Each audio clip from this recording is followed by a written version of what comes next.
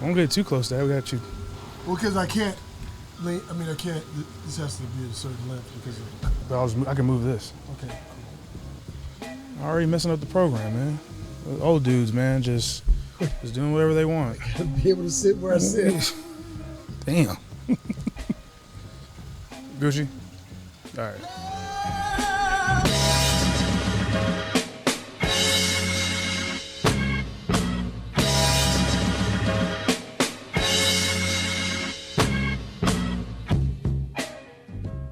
Welcome to Everybody's Got a Podcast, hosted by your boy, Vic James. Here today with a very special guest, my father, right after Father's Day, fresh off of Father's Day, fresh off a wonderful trip to Japan with the family. My father, Victor J. McDowell. How you doing, Pops? Doing great. How you doing, man? I'm doing all right. I'm doing better now that we get a chance to do this and sit down and rap for a little bit. I mean, we've been talking about this now for a couple weeks. We intended to do this in Japan. Didn't really work out just from the planning aspect of it. So it's cool to finally get a chance to sit down with you. Try to knock it out. You know, yesterday had some more technical difficulties. So got my little brother Braylon Munson McDowell behind the scenes. He's helping us out to make sure we're all looking nice and everything today. So give your boy a shout out on the Pam Grier, Jim Brown, Blaxploitation. Makes me think of shout out Corbin Butler. I meant to do that to start the show. Shout out Corbin Butler on the beat. Fantastic musician. Howard alumni, like my big sister Des White. You catch him on Apple Music, Spotify, or anywhere you get your music. That's my guy. So fantastic producer, performer, and rapper. But as we get into it, man, I like to ask, the idea of this show is to talk about, sports and the culture and how those things intertwine and become intersectional. And so with that being said, I'd just like to ask you, like, as a fan and as an athlete, what are your favorite sports memories or moments? My favorite memory and moments was,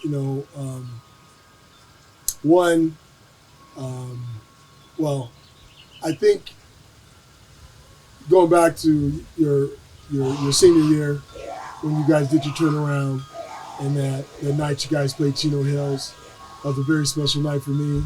I often think about you running around the field holding that Bulldog flag on that rivalry game. And the second part of that, too, was the night you guys lost to Norco, and you told me in the parking lot that you had made first team All-League. That was a monumentous moment for me, knowing the work that you had put in since the age of 7, leading up to that moment, and kind of validating a lot of hard work and some of the things that you had done as an athlete. And going, and then again, like I said yesterday, when Braylon led the league and led his division in tackles in Division 12 as a junior with 116 tackles and making first team All-League. Those things are really important to me because both you guys are grinders and put the work in. So those things are a pinnacle to me. And then my pro moment was January 2022, NFC Championship game, Rams versus the 49ers at SoFi. That was a great night. It didn't start off too well, and they did a takeover. It was a 49ers. Sea of Cardinal and gold. Yeah, they got that scarlet. Scarlet and gold. That's right. That's right. Bright red they wear, and it wasn't looking too good. But when it's all said and done, they left with smiles and walked out with frowns. So it was a beautiful day. So that was a very, very excitable day to be in SoFi for the first season of real football, and Rams going to the Super Bowl the next week in SoFi. So that was a great sports moment. And I had many because I grew up as a Laker fan, going to Laker games, perform with Jerry West, Elgin Baylor, Will Chamberlain, go to Dodger games and stuff, and go to Angel games. I mean, in the Coliseum, going to watch the Rams. But I had a lot of moments, but I think that was my biggest like sports moment because of the magnitude of the contest. Yeah, and we were talking about it. Like that was the first time you had seen like a clinching game. You know, you'd been in the vicinity of some clinchers and stuff for the Lakers and whatnot, but that was the first time you had seen like a big clinch to go to the championship game or something like that. Right. Yes. Yeah. That was it. I mean, the Rams had played in a few NFC championship games. They hadn't hosted a whole lot of them, and they definitely didn't win any of them. The only time they had went to the Super Bowl in LA back in '79, they won the NFC championship game on the road. So right. For them to win a home NFC championship game in LA and then to turn around the next week and win in the Super Bowl in LA, and I know a lot of people are going to say, well, it was in Inglewood, but when you grow up in LA and you grow up in Southern California, it kind of encompasses a lot of things. So yeah, so that was basically it. That was a very big moment as a sports fan. Yeah, and talking about that again, born and raised in South Central, obviously influenced the teams that you rooted for as a young man and as an adult now. But how did growing up in South LA, South Central Los Angeles, influence you as a person? Well, as a person, it's very influential because I grew up in a very blue collar neighborhood, one of the nicer parts of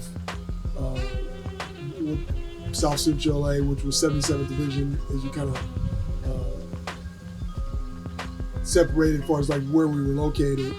And sports was out for a lot of us. It's not like out of like poverty or anything like that. It was just the fact that we played a lot of sports, and it was a thing that we all kind of did back in the 60s and 70s, growing up when I was a real young man in my junior high and high school years in the 70s. We played all, the three major sports all the time. We'd grab a ball and a bat or basketball or football, and we'd go to the park and we just played. That was what we did in those days. And we'd get a group of guys together and we would just ball. That's kind of how we that's how we passed our time. And you were saying that, even as the neighborhood started to change, that was still kind of your marker. When everybody else was kind of getting in the, gang banging and this, that, and the third, like you guys were still like, kind of marked as off limits because you and, my Uncle Virgil, y'all played ball. Yeah, it was a very, it was kind of like a path, like a fork in the road, probably 5th, 6th grade. I mean, there was the kids that kind of went toward sports, and there was other kids that kind of went toward the gang life. It was kind of getting started right around that time. And I think 6th, 7th grade, that's when all the Cribs and the Blood stuff kind of really started getting going. And not only was it a avenue for us, it kind of gave us a pass in a lot of ways with a lot of gang members and stuff, with the fact that we were athletes and we didn't pose them any threat as far as being a rival gang member and that kind of stuff. So yeah, it was definitely an avenue for us to kind of stay on the straight and narrow, stay away from some of the other things that were kind of being developed at that time in the street. And sticking with sports, you growing up in LA during that time, like you already talked about, your fandom and things like that, but it's a little bit deeper as to like why you ended up, rooting for the teams that you rooted for as a young man, as an adult. I see you obviously have your Angels shirt on. We're both Angels fans. Just a disclaimer, I wouldn't say nuttiness, but my loyalty to much of the sports teams that I have is because of this guy right here. Big Laker fans here, big UCLA Bruin fans in all sports, and the reason why I have the unfortunate loyalty that I do to the Angels is because of this dude as well. Because it's a hard life. I always tell people all the time, like, being a Lakers fan saves me a lot because my other teams, being a Raiders fan, being an Angels fan, and it's a tough. I'm sure it's the same way for you being a Rams fan. Like it's a tough living most of my life. Being fans of those two teams, but the Lakers, my whole life, much the same as yours. My whole life, they pretty much have always won. They always find a way to get around, either around the championship or win one or something like that. So just kind of dive a little deeper about that for you. Well, the Lakers were, the Lakers are my all-time favorite sports team. And I think, and when you grow up, I think the Lakers, Jerry West won, I think 1 out of 9 championships, and he only played like 14 years or something like that. So that means like 9 out of 14 years he was in the NBA Finals. So that was the kind of success that the Lakers consistently had. And then the same era was the UCLA Bruin, John Wooden era, where they won,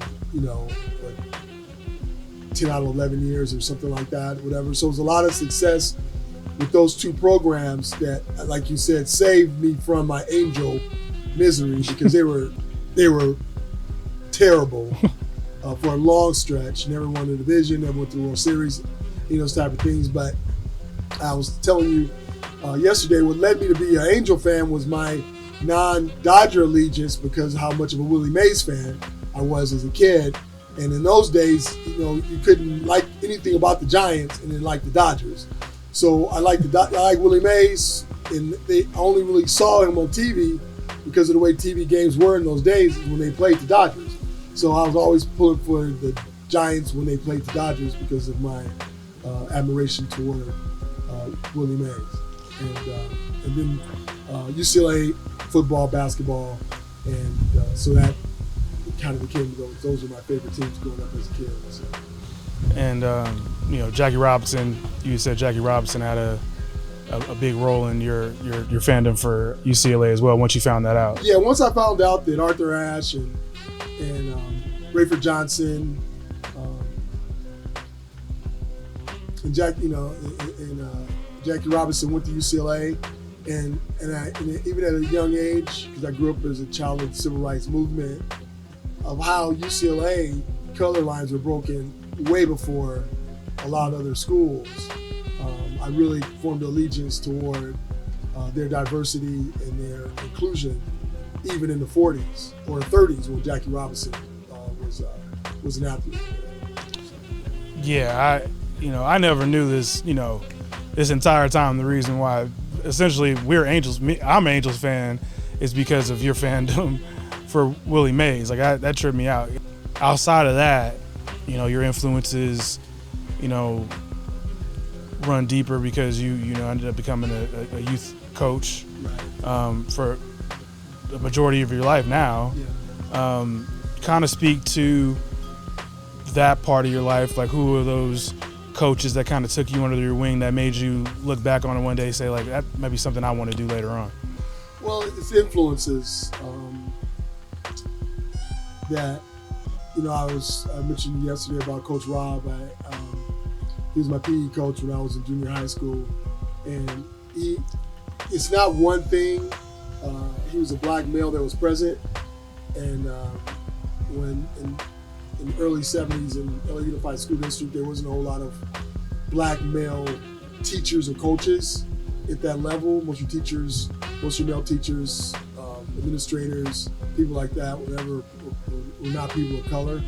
And Mr. Rob was a guy that I really respected a lot. And Coach Ken Stump was my track coach in high school. I respected the way he was as a coach. And when I went on later on and became a youth football coach, my first coaching job was with your brother Andrew. And at a very early age, 28, 29 years old, I tried to be that presence and be that influence that those two coaches had on me at a very early part of my life. So, and a lot of people that I've come in contact with, other males, they'll tell me about how sometimes their junior high school coaches and gym teachers and stuff like that really had a lasting impression on them, because it was kind of like their first entry into a world of sports and school athletics and stuff like that. So that's why this is very important to me. Yeah, I think it has a lot to do with the fact that somebody who's not, a parent taking a special interest in your future. And I think that was the one thing about our relationship growing up. Like, I'm kind of we only had like a couple years where you were actually my coach, and I was able to, you know, take some lumps from some assholes, but then I was also like taken under the wing by men that just wanted to see me do well, you know, that recognized my talents, but also just wanted me to be a better person. We talk about A. Padilla all the time, who was my coach and my football coach in 7th grade. He was probably the first. I think about him all the time, like when I'm just going through life. I haven't seen or talked to that man in years. I believe he might still be coaching to this day, but it's one of those situations where I think that when you have people like that in your life, you know, my JV basketball coaches and things like that, that don't owe you anything, but still like want to see you do well, I think it always has a lasting impact on you. And as we talk about impact, I know that, you know, your influences don't just stop, you know, there. You know, my grandparents had a big influence on you in your life. Just talk a little bit about those influences and what you saw from them that, you know, you try to embody every day as, you know, you parent, you know, now that you're the grandparent. Well, the thing about mom and dad were they grew up in a hard time in America. Not only through the Jim Crow times of life, but the fact that, you know, the Great Depression, World War II, things like that, and they moved to Southern California, very determined people, worked very hard, were very successful in life, and what they showed me is that hard work pays off, and that's the mantra that I try to live by, and that's the mantra I try to, you know, instill in you two and you three, and the thing I try to instill to my players, that if you want something, be willing to work for it and finish. You know, it might just be one season, it might be a whole career, it might be your whole high school career or whatever, but whatever you start, just finish it and work hard and understand that. You know, you want to get something, you got to put the time in, and everything worthwhile, you know, takes a grind. And, you know, talk a little bit more about, you know, my grandfather and, you know, what his, you know, impact on you was, because I know, you know, obviously, you know, he started his own business and, you know, served in the military and like you said, was that consummate grinder that you saw every day in the household. The thing that, you know, and I think back on my dad is about how he worked, how he enlisted himself, why he joined the Army, or the Navy at a time when America was tremendously patriotic because of, you know, Nazi Germany and, you know, things like that. And then once he left as a non-segregated person in Oklahoma to go to the military, and was told that he could only be a servant as a waiter or a cook or a butler or something like that, which was very hard time for him, because that's not who he was. He was a man who was a plumber apprentice. He was a farmer. He had a trade. He had his life going in the right direction, and he joined the military because he wanted to be, you know, he wanted to serve the country, and then he got turned into a servant. So that was a very hard time for him. He would never talk about it. I heard those stories through my mom well after my dad had passed. But I think a lot of the struggles that my dad had, personality-wise, I think was from those years he served in the military, and how traumatic and stressful that time was for him, because it was not an easy time for him at all. As we talk about that, you know, June is Men's Mental Health Month. One of the things that I've always taken from our conversations about my grandfather, who I never had the pleasure to meet because he died, you know, 10 years before I was, you know, just about a little over 10 years before I was born. Exactly 10 years. Exactly 10 years before I was born, 1980, is the fact that, you know, he had a lot of the demons that he didn't always talk about with you. Right. And I think the one thing about our relationship and the way that we've grown as father and son is that we've been able to talk to each other about the things that are bothering us with each other or just in life. And I'm at, more at the age now where, that's more of a plausible thing, and breaking those generational curses where black men feel comfortable in talking about their feelings and things like that. Just talk a little bit about that and how it felt for you to hear about all the trauma that your father went through and how that's led you to speak up about your emotions more often. Well, unfortunately, I heard about a lot of the struggles that my dad had after I went through a lot of struggles myself through LAPD and different issues. And when your father passes at the age of 20 and you go through some things as a young man and you don't have that person to kind of lean on and talk to about those things. I mean, my mom was there and I talked to my mom about a lot of the things, but I think my dad's experience in the military shared with me, similar to my time with LAPD. If he'd have been there to kind of help me guide through it, it would have helped me. It would help me a lot more. Now I really understand some of the things that really bothered him and how he really never got over a lot of things, because at that time in that generation, his generation, you didn't seek help, you didn't talk about these things. Sometimes you might drink a little more than you should, or have a little more angst in your life than you probably should, because you don't have that release and that support system in place to kind of handle some of those traumas. And to be honest, what he went through that time of his life was kind of, it was kind of a deal with the situation. I mean, you had no avenue to complain to. I mean, who's he going to complain to about his treatment in the military, because that's just was the way it was done. So yeah, he went through a lot, and I think it took a lot of years off his life. And I tried to learn. Continually trying to learn from that situation and what my dad had to go through in life, and understand some of the things that I went through with LAPD and how my life has really changed a lot for the better through some of the mental health stuff, help that I got while on the job, and being out of that environment away from the job has helped me tremendously in life. And for you, I've told this to you a million times about how the opportunity to see you grow, emotionally, mentally.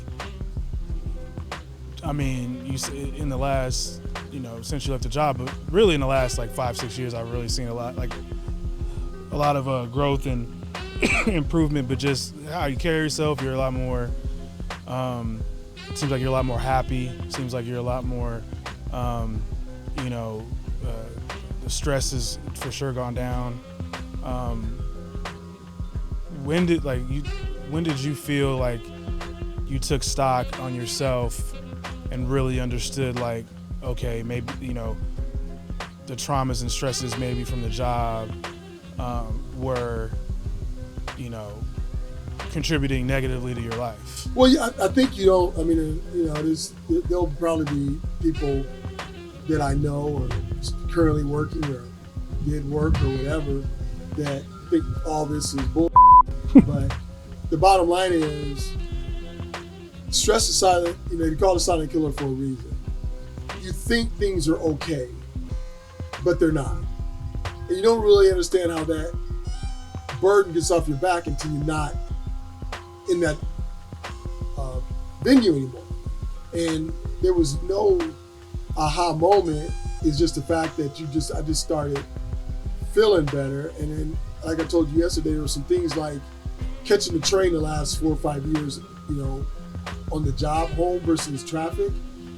I felt like when I got home, I felt better because I didn't have that 90 minutes of just anxiety over, traffic jams or all that kind of stuff. I get on the train, read my tablet, listen to music, do whatever, listen to a ball game, and I was already like,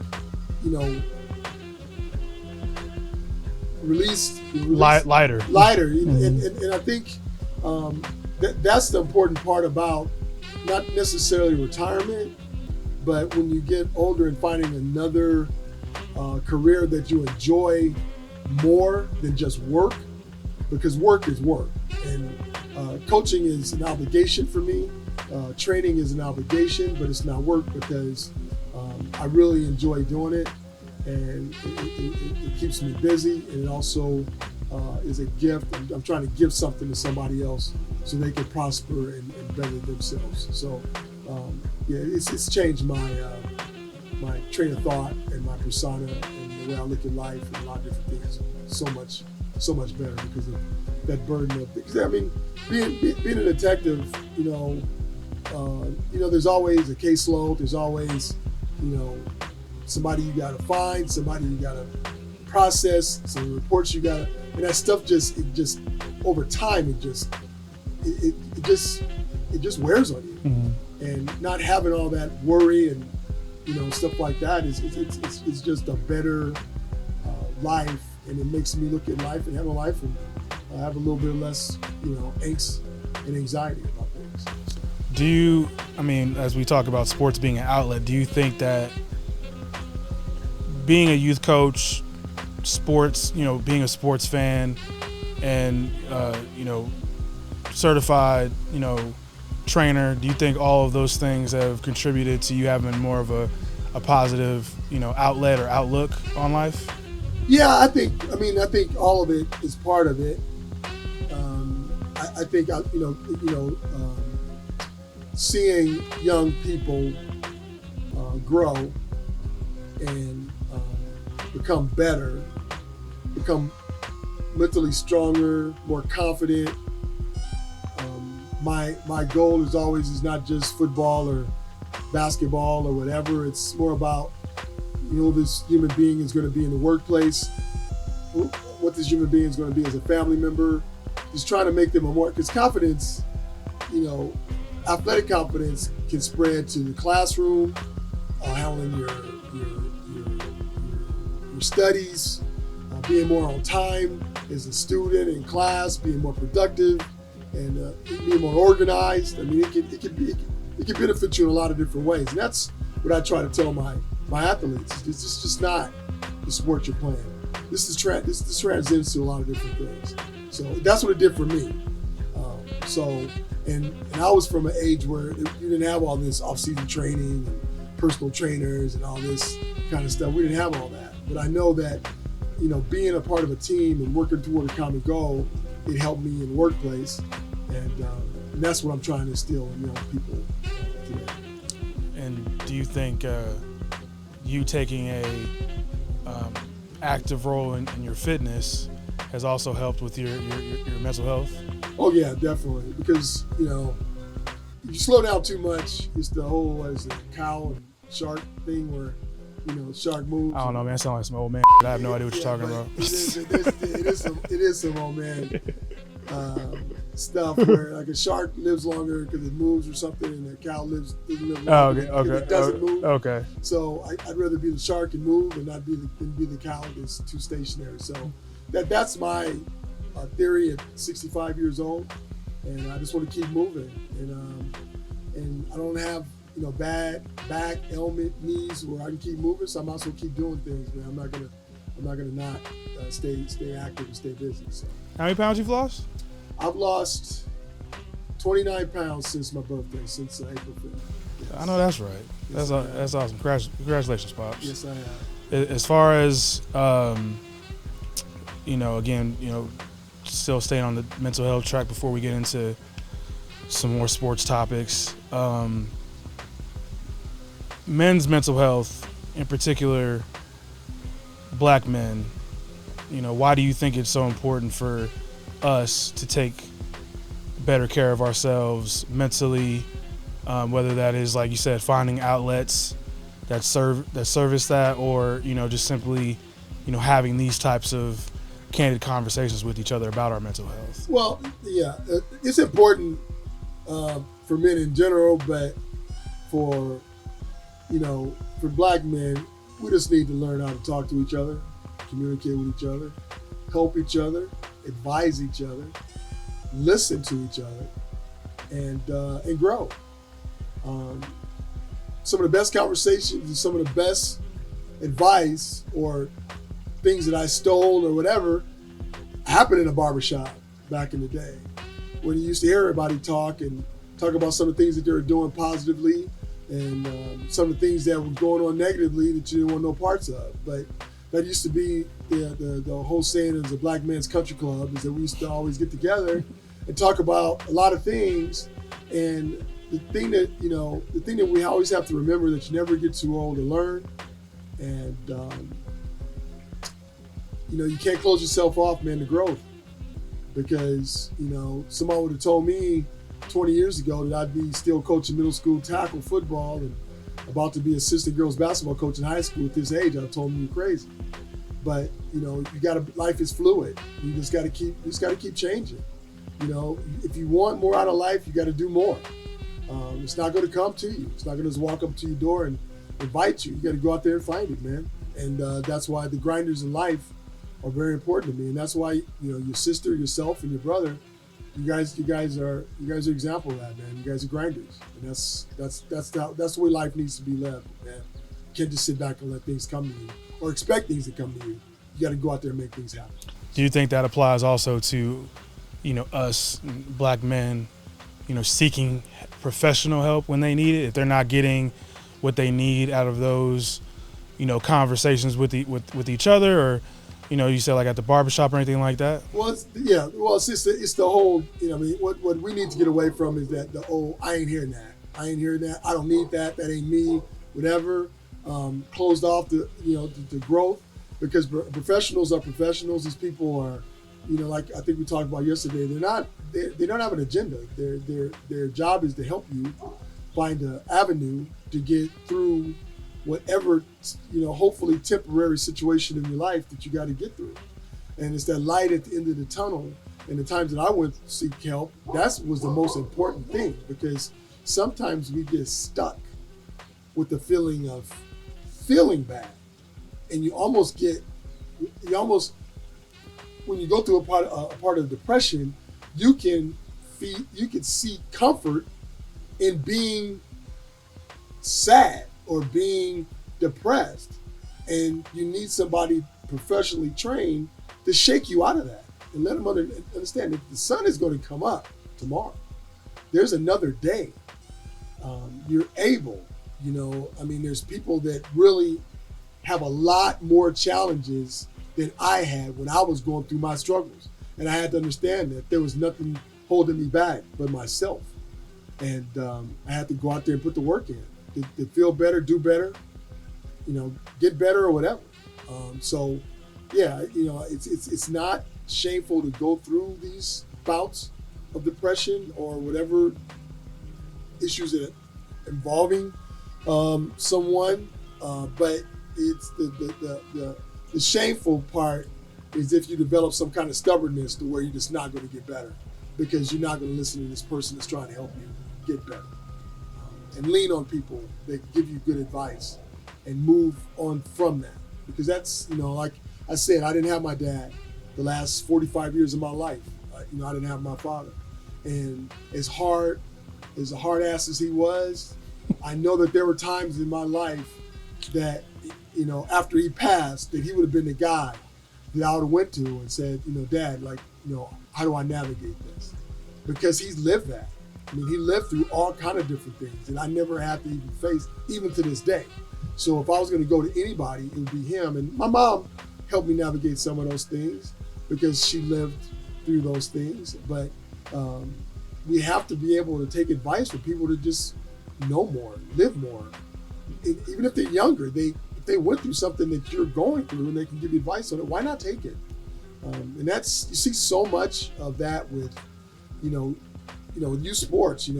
As a father of two, one already college graduated athlete and one, son that went through the grind and It's about the approach to college life. I've seen so much of these things, and I try to tell young parents that this is how you can handle it. But they all think they know a better plan. I mean, not all, but so many of them think they know a better plan, and they have to learn the hard way because they don't want to take advice. So, I give my advice and I step aside because some people just don't. They think they got their better way. So, but if that's their path, then that's fine. But I think if you really need help, people need to seek it, and then when they get it, they need to, appreciate it and make whatever part of that advice that can work for them, and not say, I don't need it, I'm good, whatever. So I don't think that's a good way to go through life. So. As we get ready to wrap up here, I think that's one of those things, and you always were very encouraging. Like I said, all the men in my life were always very encouraging in, seeking help. If we need, I think the black men in my life have always had that, in them. So it always made it easier for me. And now me and my friends, me and my best friends, black men in general,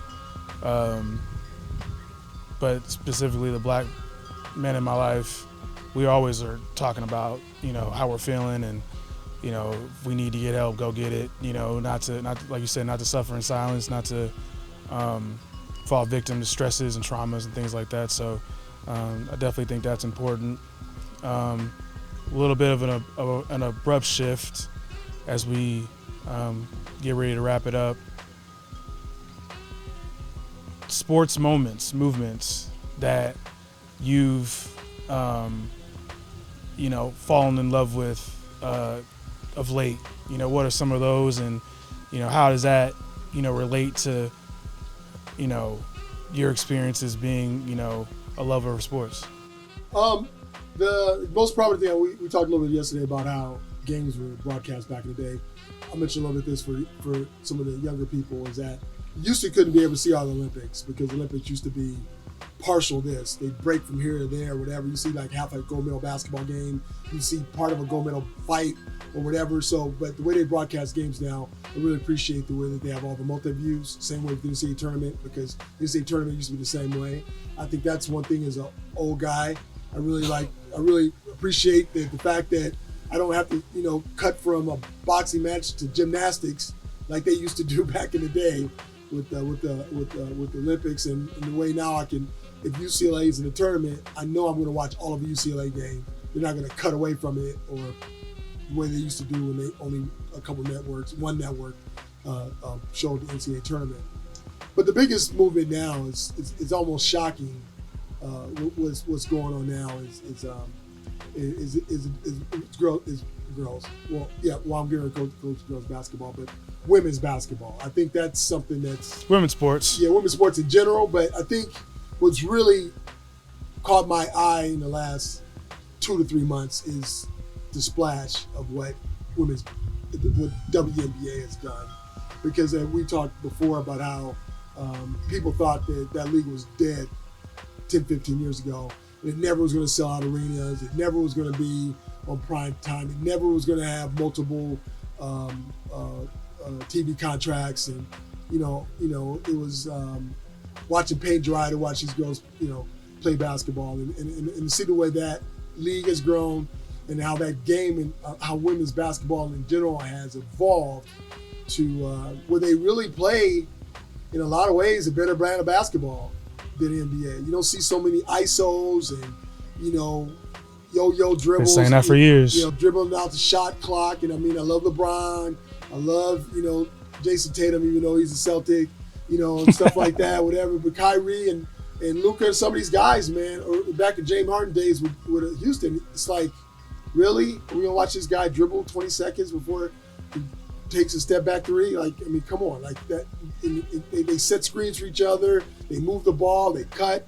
They do all the things how basketball is really supposed to be played. So it's a very, very enjoyable game to watch. And in women's sports in general, women's soccer, other things that there's going on. But yeah, that's been the biggest thing for me lately is the way the involvement of the WNBA. So.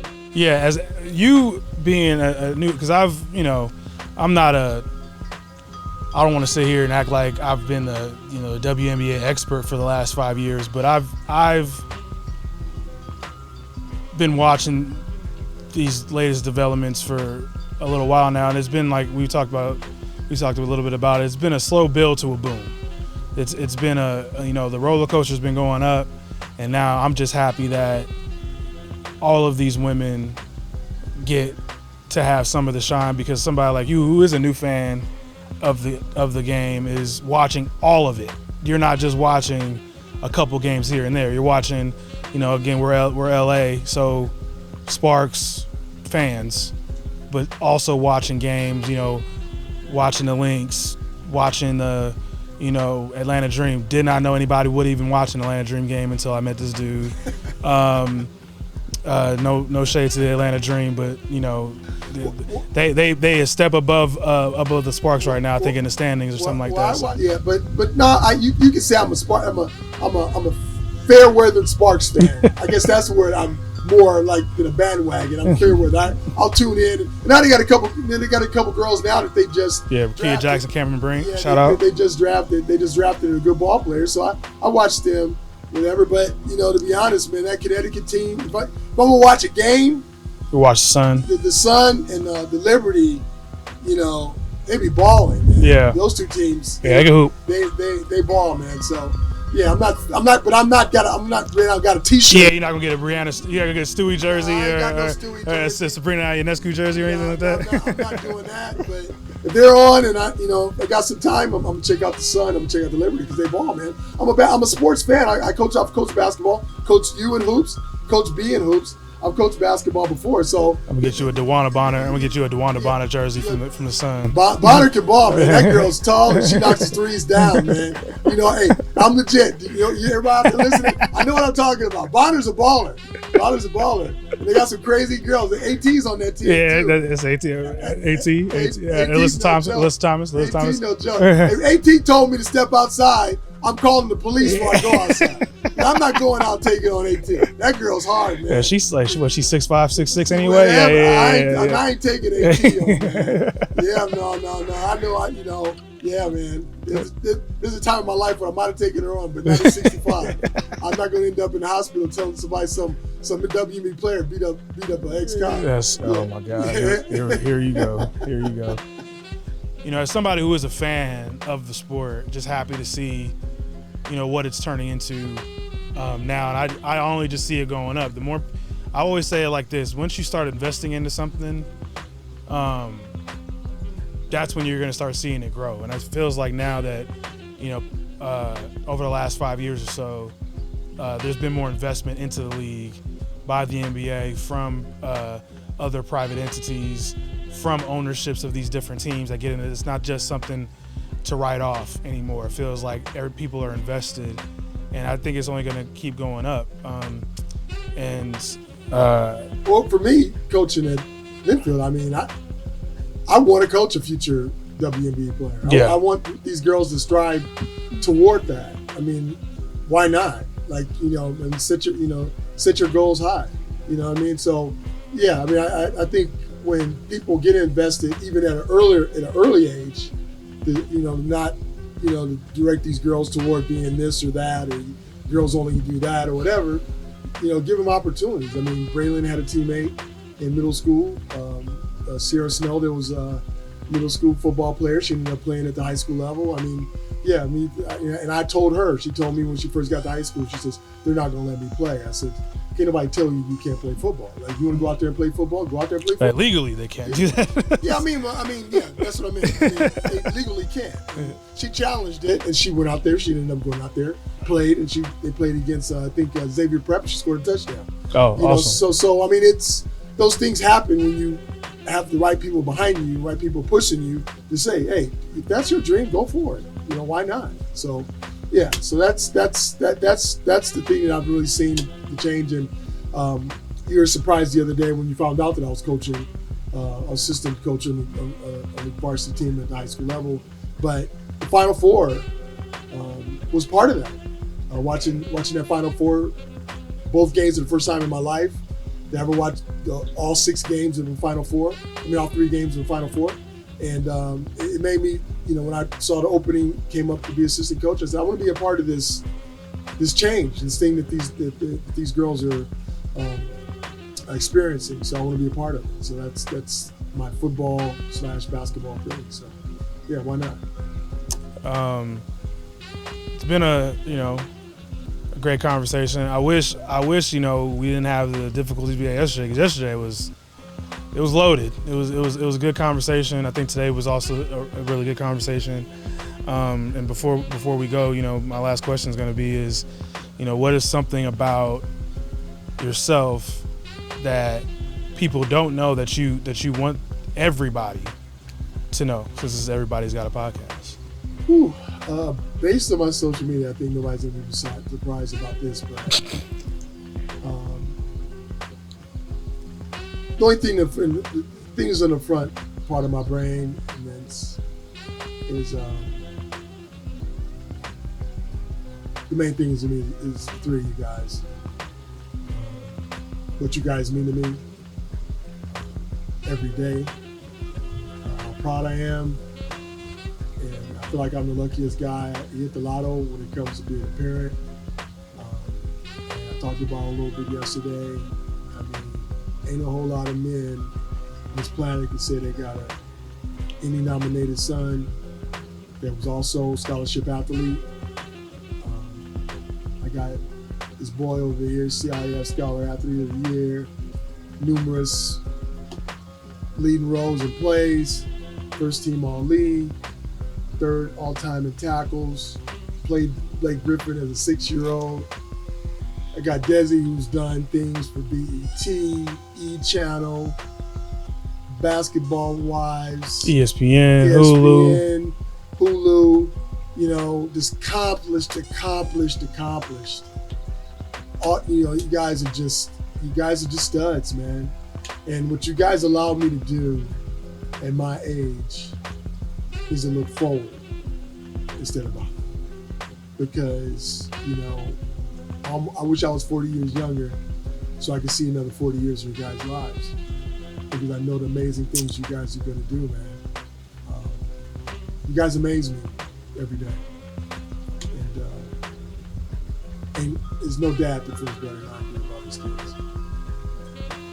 Well, as they say, point blank, period. Well, damn, I don't know how you got me again. Damn it. Not as bad as yesterday. Yesterday I could barely get my words out, but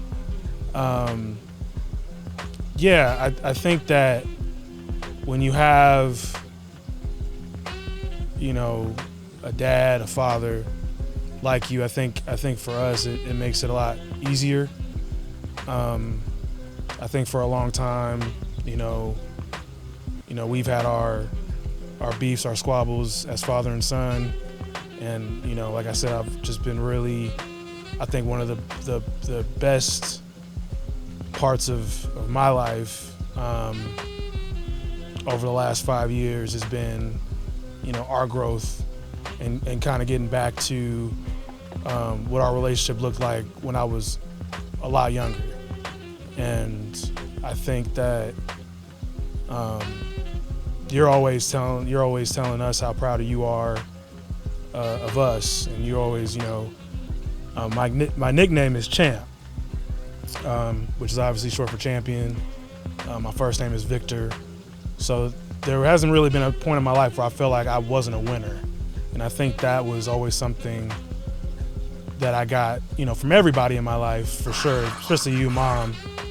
But, you constantly, I told her, I hated the name when I was a kid. It's a lot like Jesus Shuttlesworth, and he got game, He's like, why'd you name me Jesus? Everybody make fun of me for my name and things like that. And it took me a long time to realize that was your way of affirming me at a young age. And, you said that was the first thing you thought of when you saw me as a kid.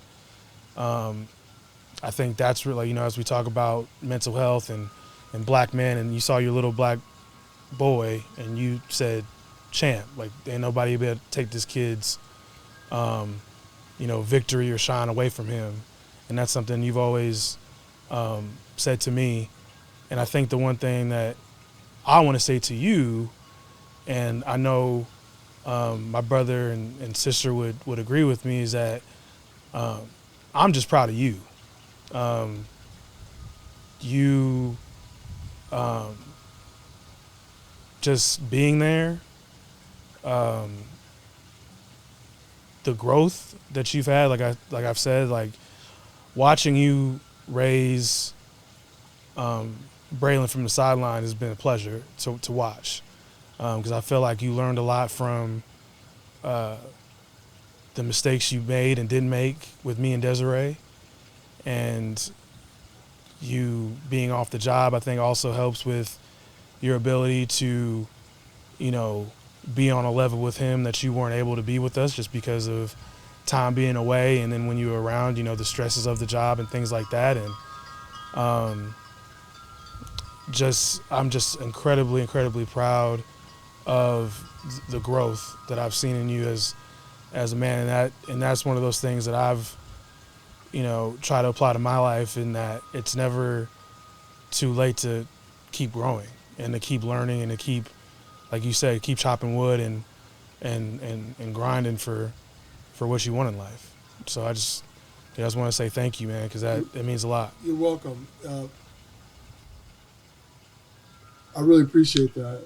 But the thing I want you to understand too, just on a side note, you're a baby. You think you're an old man, but you're a very young man, and you got a lot of time to do a lot of things. But the thing I want to say is, I know both of you guys have heard this before, and my players, if they get a chance to hear this when I link it up, is that who the hell wants to be average? Just keep going, man. Be extraordinary. Why not? Who wants to be ordinary? Anybody can be ordinary, man. Anybody can be average, man. Do something phenomenal. Keep doing that phenomenal stuff, man.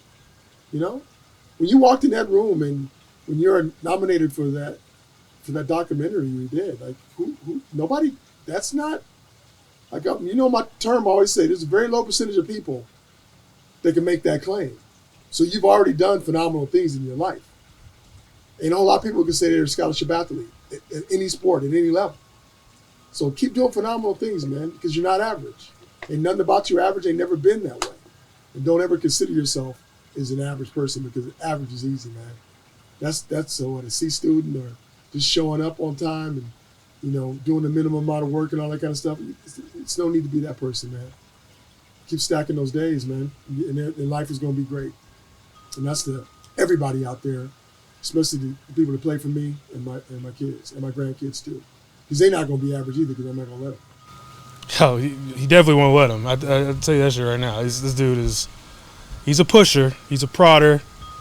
I love him to death. I think when you lose a parent, the other one becomes that more pivotal in your life. And like I said, I'm just glad you're here, man. I'm just glad that a lot of guys, a lot of people, don't have their father for even, like you said, till they're 65. So I'm glad you're taking care of yourself, and you're getting on me, not in a bad way, but to get back in shape and take better care of myself too. So so it does, like you said, it doesn't stop with being average. But again, like, you don't have average kids because you're not an average dad. And it took me a long time, unfortunately, to come to that conclusion. But yeah, the legacy that you've led and will lead and will be passed down, like we'll go on, man. I'll make sure that if I'm blessed to have kids someday, that they know who their grandfather is. So Champ Part 2. Definitely gonna get a part 2 in. Definitely gonna get a part 2 of this podcast. I don't know about a champ part 2 child. A lot of pressure. But we got into a lot today. There's some stuff we didn't get into that I want to get into next time for sure. We'll talk a little bit more probably about, policing, these damn Celtics getting the 18th banner. I've been sick all day today. Yuck. And, just more about life. It's like, I'm sure you've heard, like, this dude has some gems, and he has, a lot of life experience. Yeah. But like I said, I'm just glad he's here. Big shout out to my big sister, Des White, for also being a pusher, telling me for the last year to get this pod going. This has been a 10-year ramp up, work in progress. Shout out to my boy Larry Martini Haynes, who was the first person that told me that I needed to get a podcast back in college. Shout out my little brother B, Braylon Munson McDowell, for being behind the scenes, making sure we didn't have any technical difficulties with the video today. I think we got a good one, and another quick shout out to Corbin Butler, my guy, musician, producer, rapper, for hooking us up with the music that you'll hear on this episode. And yeah, man, maiden voyage of Everybody's Got a Podcast. Peace.